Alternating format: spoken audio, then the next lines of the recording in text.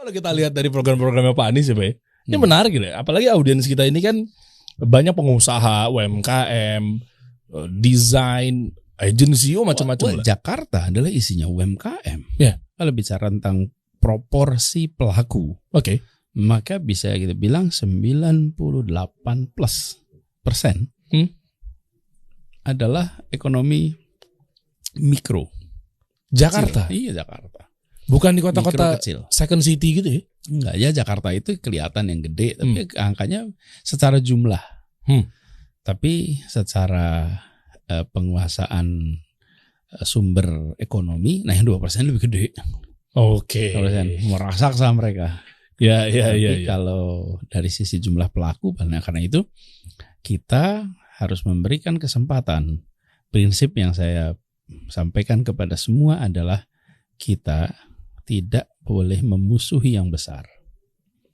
Oke. Kita membesarkan yang kecil tanpa mengecilkan yang besar. Oke. Wah, keren. Jadi yang besar biar tambah besar, tapi yang kecil harus tumbuh. Oh, bukan mindsetnya. Kita nih kadang-kadang musuhin yang besar supaya yang kecil tumbuh, bukan, yang besar tumbuh besar. Tapi jangan yang kecil dibiarin kecil. Karena mindsetnya gini Pak kan. Oh, yang kaya makin kaya, yang miskin makin miskin gitu. Ya itu lagunya Rhoma Irama dulu ya. Iya. Jadi kita harus adil saja. Bahwa yang kecil itu kenapa kecil? Sebagian bukan karena mereka tidak mau kerja keras, sebagian karena aturan yang ada tidak membuat mereka bisa tumbuh. Aturan yang ada menghambat kesempatan mereka. Oke. Dan kadang-kadang itu adalah hal yang sifatnya konsekuensi tak disadari, bukan konsekuensi yang disengaja.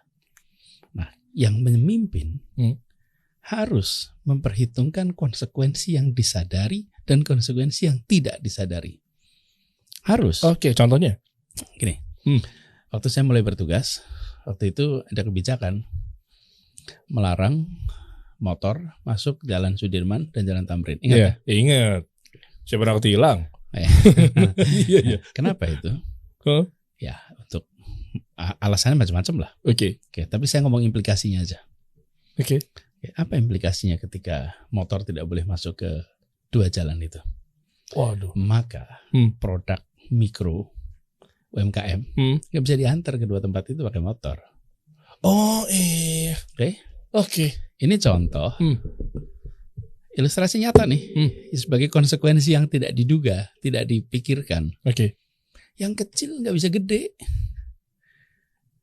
yang besar tambah gede.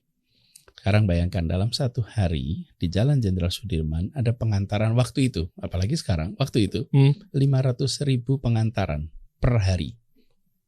Oh, data dan trafficnya tuh ya? Iya, data dari mana ya? Karena kita ada data dari perusahaan-perusahaan yang memberikan jasa delivery. Iya.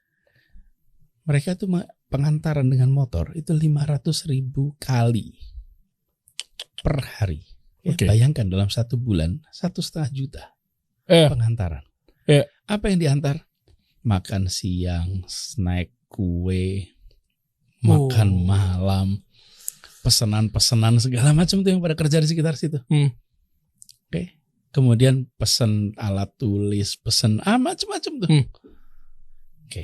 Coba bayangkan ketika sebuah kebijakan tidak memikirkan siapa dapat apa, berapa besar, di mana, kapan.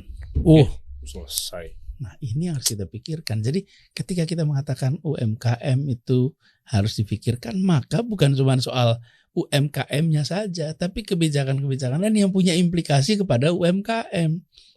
500.000 per hari itu kan berapa ratus ribu keluarga yang membutuhkan itu, yang berproduksi, yang barangnya nggak bisa diantar dengan menggunakan motor. Dan kalau diantar harus pakai mobil, bisa kebayang bukan ongkosnya? Oh, berat, kosnya tinggi.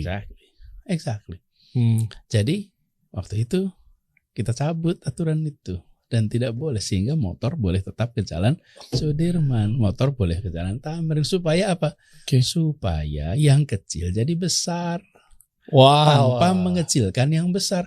Kan kita tidak memusuhi yang besar, nggak apa-apa. Tapi yang kecil jangan kita bonsai kecil terus dengan kebijakan-kebijakan yang kita tidak perhitungkan implikasinya kepada yang kecil apa. Ya, Oh, ini dasarnya. Nah, kebanyakan juga belum tentu mereka yang kecil itu sadar. Nggak apa-apa. Karena tugas kita itu adalah menghadirkan kebijakan yang berkeadilan. Mereka sadar, alhamdulillah. Mereka tidak juga nggak apa-apa. Tapi di hadapan pertanggungjawaban kita nanti, pada diri sendiri, pada keluarga, pada Allah, kita bisa katakan bahwa ini kita kerjakan untuk keadilan. Oke. Nah, itu contoh.